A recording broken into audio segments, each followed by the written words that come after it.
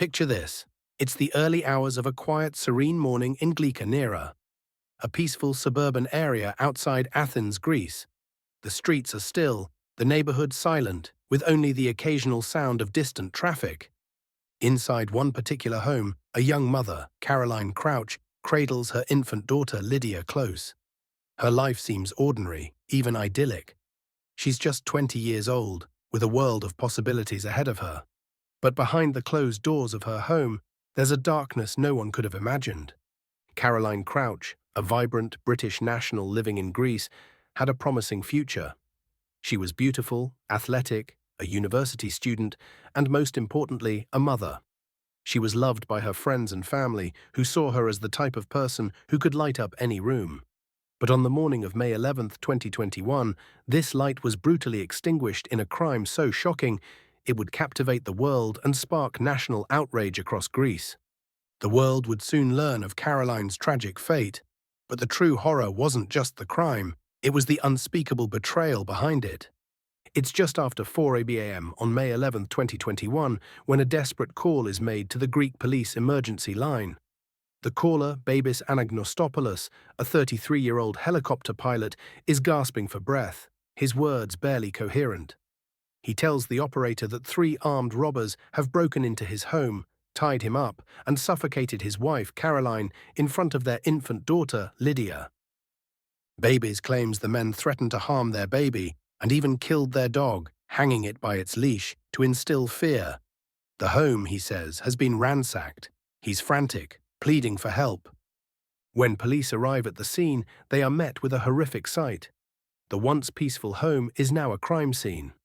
Caroline's body lies lifeless on the bed, her face bruised and bloodied.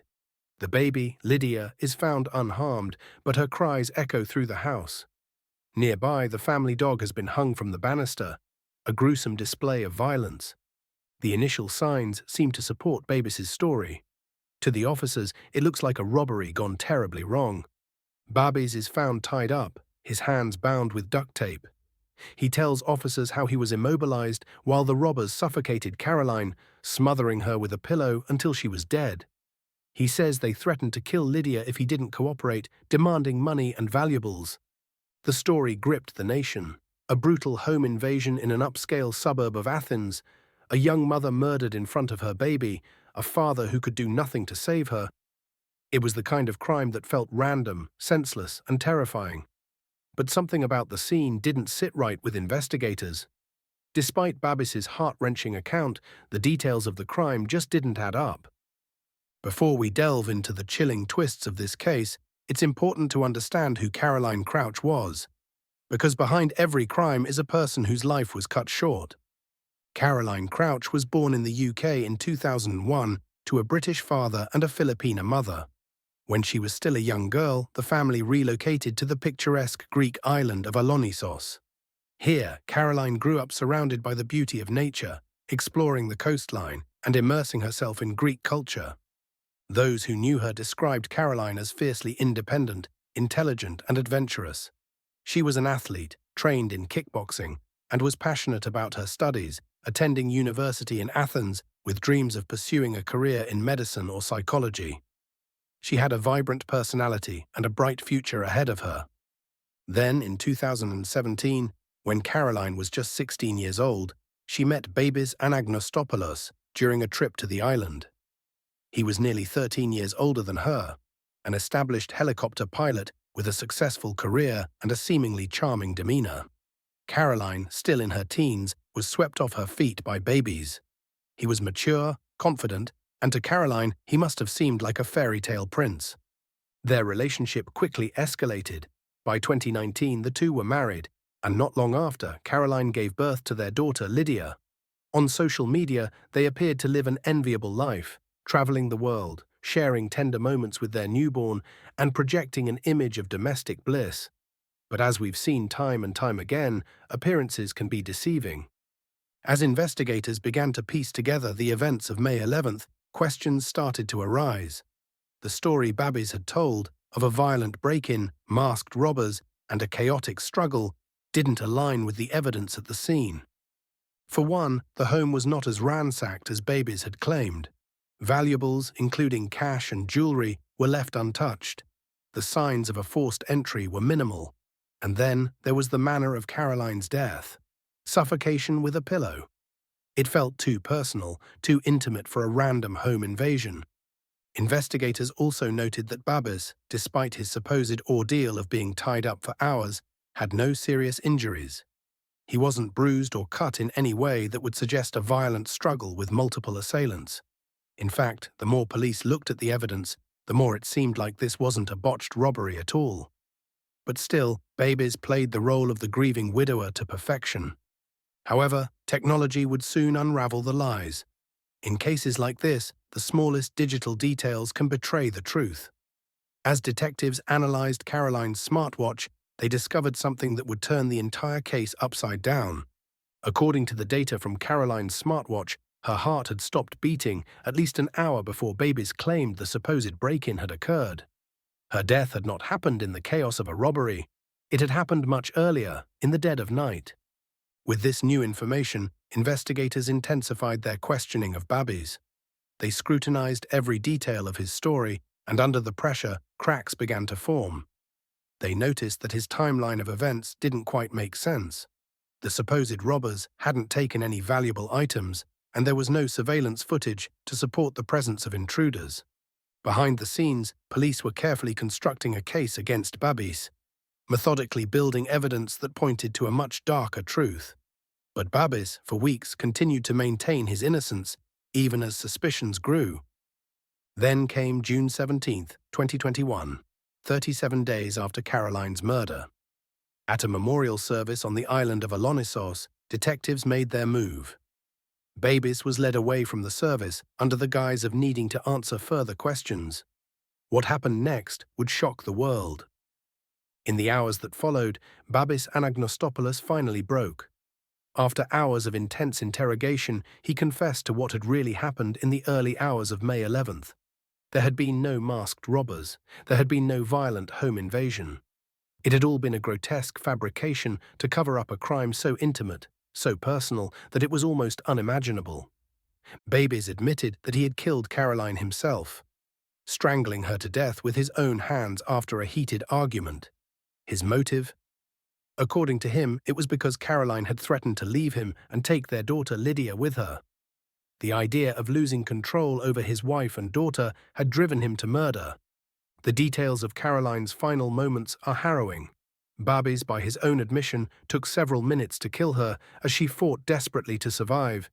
He suffocated her slowly, her life slipping away as Lydia lay asleep nearby, unaware of the horror unfolding just a few feet away. Once she was dead, Babis spent hours crafting the elaborate story of the robbery, staging the scene to throw off investigators. He tied himself up, killed their dog, and waited until dawn to make the frantic call to the police, hoping that the world would believe his twisted narrative.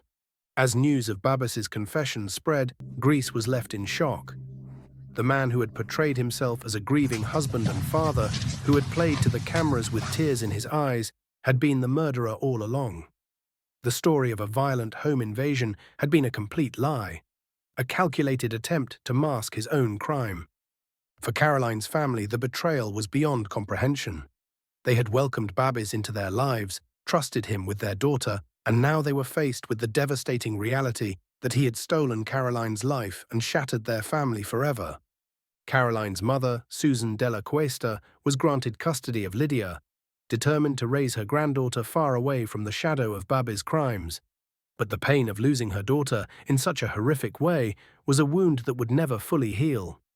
Beyond the personal tragedy, Babis's lies had wider repercussions. His fabricated story of a violent home invasion sparked fear and outrage across Greece, particularly within the foreign community, who felt targeted by the supposed gang of robbers Babis had invented.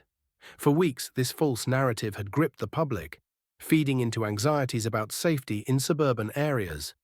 In May 2022, Babis Anagnostopoulos stood trial for the murder of Caroline Crouch. The trial was a media spectacle, with every moment scrutinized by the public. Babis's defense team argued that the crime was a crime of passion, a moment of uncontrollable rage sparked by a marital dispute. They claimed that Babis had not premeditated the murder, and that he had acted in a moment of desperation. But the prosecution painted a far darker picture. They argued that Babies had meticulously planned the crime, staging the robbery to cover up his guilt. This was not an act of passion, they said. It was cold, calculated, and heartless. During the trial, Caroline's diary was presented as evidence. In it, she had written about her turbulent relationship with Babies, detailing moments of fear and unhappiness. The diary revealed that Caroline had been planning to leave Babies, further supporting the prosecution's theory that her decision to leave had been the catalyst for the murder. Ultimately, the court found Babies guilty of murder, rejecting his claims of a crime of passion. He was sentenced to life in prison for the murder of Caroline, with an additional 11 years added for killing the family dog and fabricating the robbery. Justice, in its cold and clinical way, had been served. But for those who loved Caroline, no sentence could ever bring her back. Today, Lydia lives with Caroline's family on the island of Alonissos, far removed from the horrors of that fateful night.